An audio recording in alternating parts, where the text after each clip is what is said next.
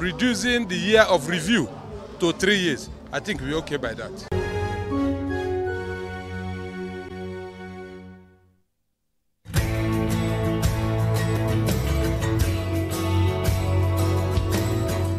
On the profile interview segment this week, I'll be speaking with the president of the Nigerian Labour Congress, Comrade Joe Ajaero.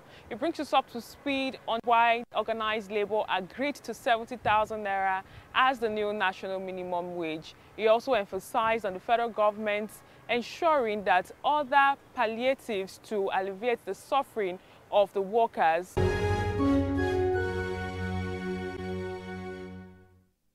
It's good to have you on the program, and congratulations on the successful outing with the federal government. I'm aware that the National Executive Council meeting met. Can you bring us up to speed on what is the feeling of members of workers across Nigeria at the moment towards the proposed 70,000 naira minimum wage? Well, the leadership of the NLC in the 36 states and in all industrial unions unanimously endorsed what happened yesterday and said it was unprecedented and equally emphasized that it is not over until it is over. A good agreement is that which is implemented or enforced. So from what they have said, yes, we have gotten this amount, but you will see people who will tell you they will not pay. That is where we are going to stand on this matter. So they endorsed it, unanimously. Okay, so moving forward, what will be your expectations from the meeting? You announced that the federal government agreed that the minimum wage conversation will not be a 5-year conversation anymore, but rather it will be the minimum wage conversation will be held every 3 years. The organized private sector has not accepted that proposal. How would you react to this? Well, I don't know why you say the organized private sector did not accept it. I doubt, because I operated in that sector. And there's hardly any agreement, any CBA in the private sector that challenge them that lasts for more than 2 years, at most 3 years. So I don't think that they will say they don't accept 3 years. But who are pushing for 2 years, especially with the CBA agreements, collective bargaining agreements, in the private sector that are reviewed almost every 2 years. But Mr. President said no, that is 3 years. And we didn't just go to Mr. President to get this. We canvassed this at the tripartite committee.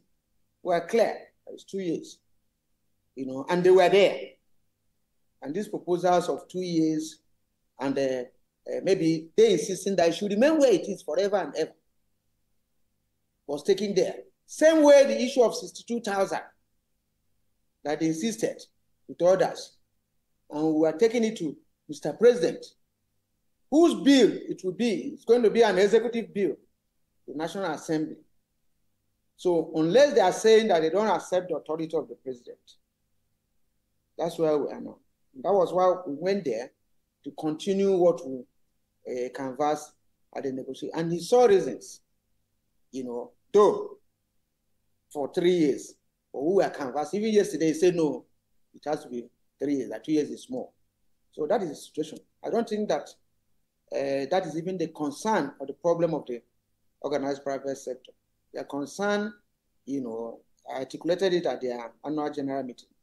The president equally said he was going to see how things would be easier for them to enable them to implement. So it's not a question of 3 years or whatever, but that is what is happening in the organized private sector. All right. Apart from the organized private sector, we also know that we have the government, be it federal government or state government. What would be your response towards state governors that have failed to even pay 30,000 naira, which was the previous agreement? We know that some states still receive less than 18,000 naira as minimum wage. What is your clear message to such states that might actually be practicing such?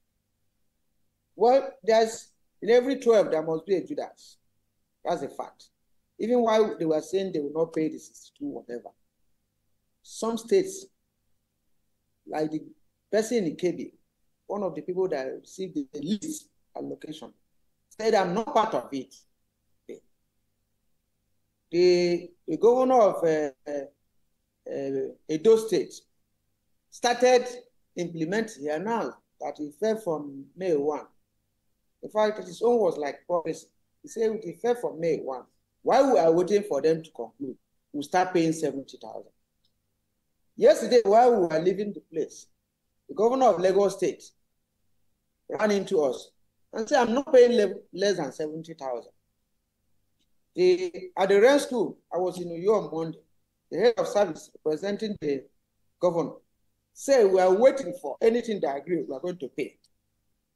Now, you can see that there's no unanimity in the conspiracy to pay slave wage. Those who fear God, who believe that a worker deserves his wage, will do the right thing. Now, if you went through the communique signed by the PDP governors, they said these people demand a better pay, although they have it of ability to pay.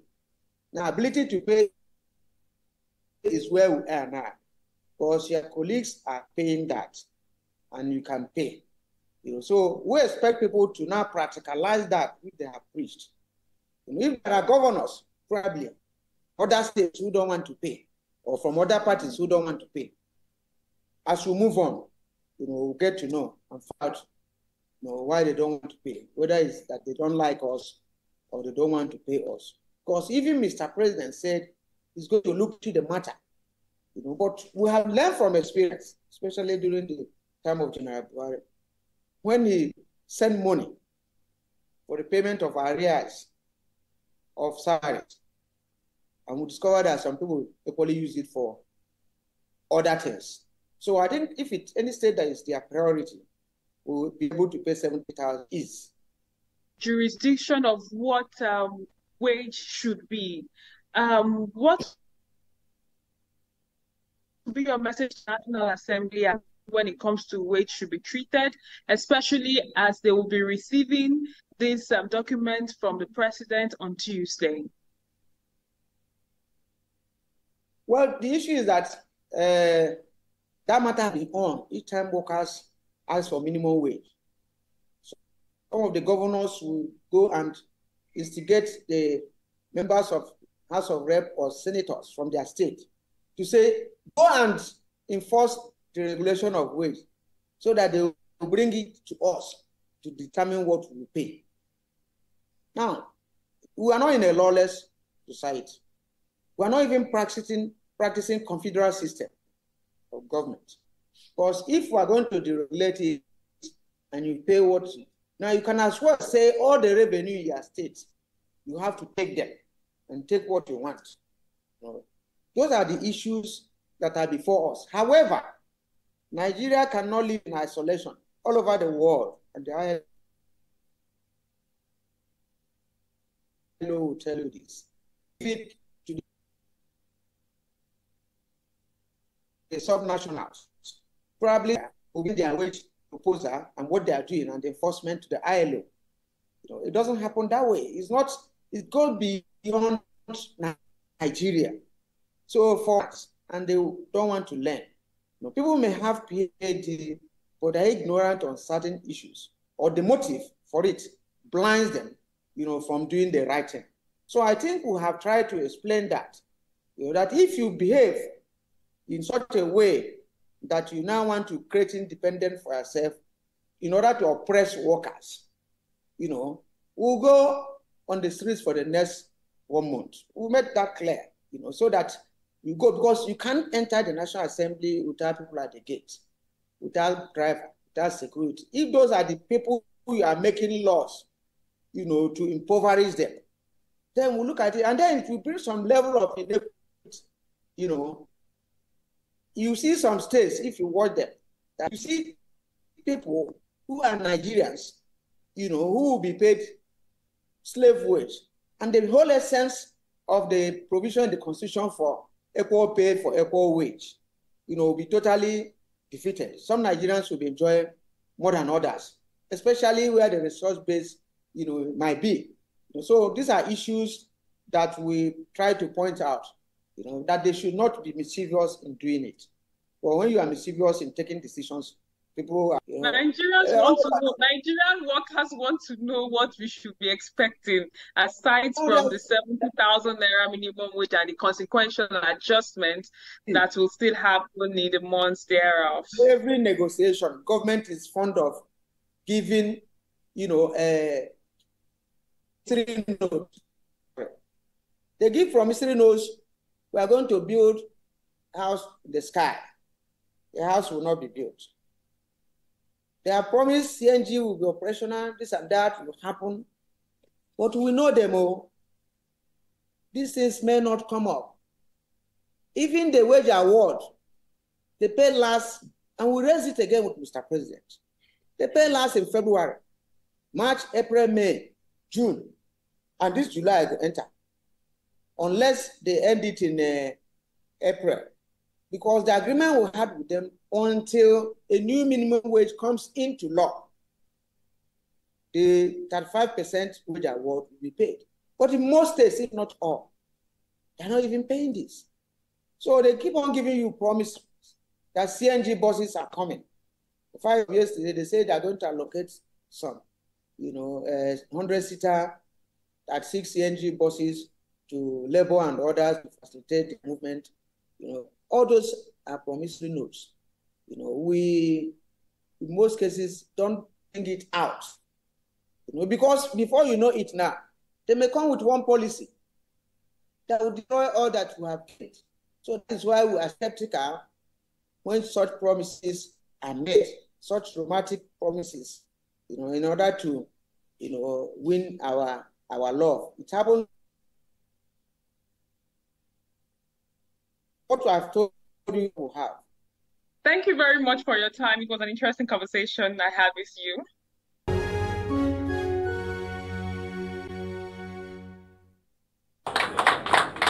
The Maritime Workers Union of Nigeria awarded some maritime experts at its national secretariat located in southwest Lagos, Nigeria. The President General of the union, while addressing workers, said Honorable Onari Brown and Charles Okaga over the years have been able to ensure that industrial harmony is maintained within the Nigerian ports. We pray that the new MD that is coming will be a workers friendly, somebody that will take care of the welfare of the workers in Nigeria Port Authority. If anybody is telling me all is well in Nigeria Port Authority, I will say no. Salary of the workers in NPA was just reviewed almost 80 years ago. Another minimum wage have come. We are ready to face the challenges of this struggle. The responsibility of any union leaders is to protect the welfare of its member. Whoever is trying to sabotage our efforts on this struggle, God will take care of the person. Amen. It's our struggle. If your house is okay, allow the other people that their house is not okay. Let them be smiling as we are smiling. This smile is not for your face alone. Allow other people to have a smile of hope. And I believe we use this medium to tell the new managing director of Nigeria Ports Authority that Maritime Workers Union of Nigeria will support him, we work with him, and it's not listed to psychopaths. Those ones that doesn't have anything in their cupboard, those ones that are enemies of the workers, we are not going to accept that. Because we have been, giving pregnant for 7 years and we cannot deliver a baby. But this time around, I'm sure we are going to deliver twins. Recipients of the award reacted to the union's presentation of gifts and award. Well, I feel highly excited and I'm overwhelmed because to start with, there was no prior notification of this event.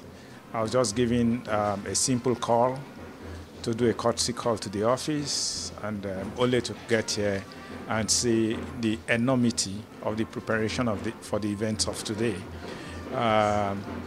It makes me feel great, and it also makes me feel that it is important for us to apply ourselves to our work and to try and carry everybody along in the process of work. Furthermore, it's a great testament to the fact that there is need for humility in service. Warming, quite unexpected, but something that is a motivator to greater heights. It just shows that when one is working, you do your work well, and people actually see, whether they applaud you openly or not, just do your work to the best of your ability. This is a demonstration of the fact that people are watching when you're working. I'm very, very overwhelmed, highly overwhelmed by the action. It is an opportunity for me to admonish Nigerians to have faith in this country and not just talk about the economic woes that we are facing. There is no development without pain. Let us see it as a process that will lead us into a better tomorrow. And for the Maritime Workers Union, they know that maritime business is an international business, and whatever happens within the maritime sector is not just affecting Nigeria, it is global, and it will affect our image worldwide. In a time like this, we need all the international business that we can have, and so they should continue to ensure industrial harmony in pushing for their rights. They should also consider the health of the nation. That is my advice to them.